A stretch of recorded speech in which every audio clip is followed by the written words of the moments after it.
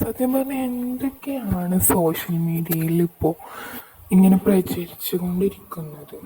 Jeffrey Epstein ഒരു ആ ഒരു ക്രിമിനലിന് മൊസാദുമായിട്ട് ബന്ധമുണ്ടായിരുന്നു എന്നാണ് സോഷ്യൽ മീഡിയയിലുള്ള ആൾക്കാർ പറഞ്ഞുണ്ടാക്കുന്നത്. മൊസാദ് പറഞ്ഞാൽ ഇസ്രായേലിൻ്റെ രഹസ്യാന്വേഷണ ഏജൻസിയാണ്.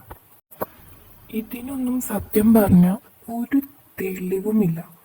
വെറുതെ ഇങ്ങനെ സോഷ്യൽ മീഡിയയിൽ ഇങ്ങനെ കണ്ടൻ്റായിട്ട് വെറുതെ ഇങ്ങനെ ഓരോരുത്തർ വന്ന് ഓരോന്ന് ഇങ്ങനെ പറയുക അതന്നെ.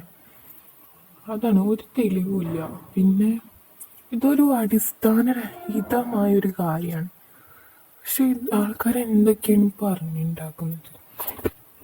ആൾക്കാർ ഞാൻ പറയില്ല, ആക്ച്വലി ഈ സോഷ്യൽ മീഡിയ കണ്ടന്റ് ക്രിയേറ്റേഴ്സാണ് ആളുകളിങ്ങനെ മാനിപ്പുലേറ്റ് ചെയ്യുന്നത്.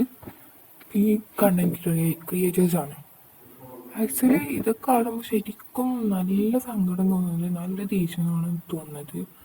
എന്തിനാണ് ഇങ്ങനെ ഇല്ലാത്ത കാര്യങ്ങളൊക്കെ ഇങ്ങനെ അടിച്ചിറക്കുന്നത്. പിന്നെ ഇപ്പോൾ കുറേ ആൾക്കാർ പറയുന്ന കാര്യമാണ് ഇസ്രായേൽ ലോകത്തിലെ സുപ്രീം പവറാണ്. ശരിക്കും ഇസ്രായേൽ ലോകത്തിലെ സുപ്രീം പവറല്ല. സത്യം പറഞ്ഞാൽ ഇസ്രായേൽ മിഡിൽ ഈസ്റ്റിലെ തന്നെ ശക്തമായ രാജ്യമാണ്. സൈന്യം, ടെക്നോളജി, ഇൻ്റലിജൻസ് ഇതൊക്കെ ഭയങ്കര ശക്തമാണ്. പക്ഷേ ഗ്ലോബലി എടുത്ത് നോക്കുകയാണെങ്കിൽ, അതായത് ആഗോള തലത്തിൽ എടുത്ത് നോക്കുകയാണെങ്കിലും America, China, Russia, European union പോലുള്ള വലിയ ശക്തികളാണ് ഉള്ളത്. അപ്പോൾ ഇസ്രായേലിനെ എന്തുകൊണ്ട് എല്ലാവരും ലോകത്തിലെ സുപ്രീം പവറായിട്ട് കണക്കാക്കുന്നു? അതിന് ഒരേ ഒരു കാരണമേ ഉള്ളൂ. കാരണം അമേരിക്ക പോലുള്ള രാജ്യത്തിനായിട്ട് ഇസ്രായേലിന് നല്ല ബന്ധങ്ങളാണുള്ളത്. അപ്പോൾ അതുകൊണ്ട് വേണമെങ്കിൽ നമുക്ക് ലോകത്തിലെ സുപ്രീം പവർ എന്ന് നമുക്ക് വിളിക്കാം. ആ ഒരു കാര്യം വെച്ച് നമുക്ക് വേണമെങ്കിൽ ആ ഒരു കാര്യം വെച്ചിട്ട് മാത്രം. ഇനി എനിക്ക് കണ്ടന്റ് ക്രിയേറ്റേഴ്സിനോടാണ് പറയാനുള്ളത്, ദയവ് ചെയ്ത് മിസ്ലീഡ് ചെയ്യാതിരിക്കുക.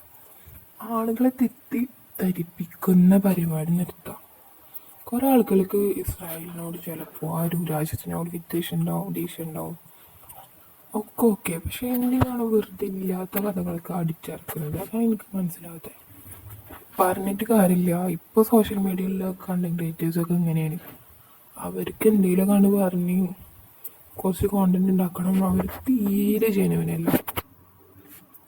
ആളുകളെ മാനിപ്പുലേറ്റ് ചെയ്യുക. സത്യം പറഞ്ഞാൽ ഇതൊക്കെ കാണുമ്പോൾ സത്യമായിട്ട് ഭയങ്കര സങ്കടമുണ്ട്.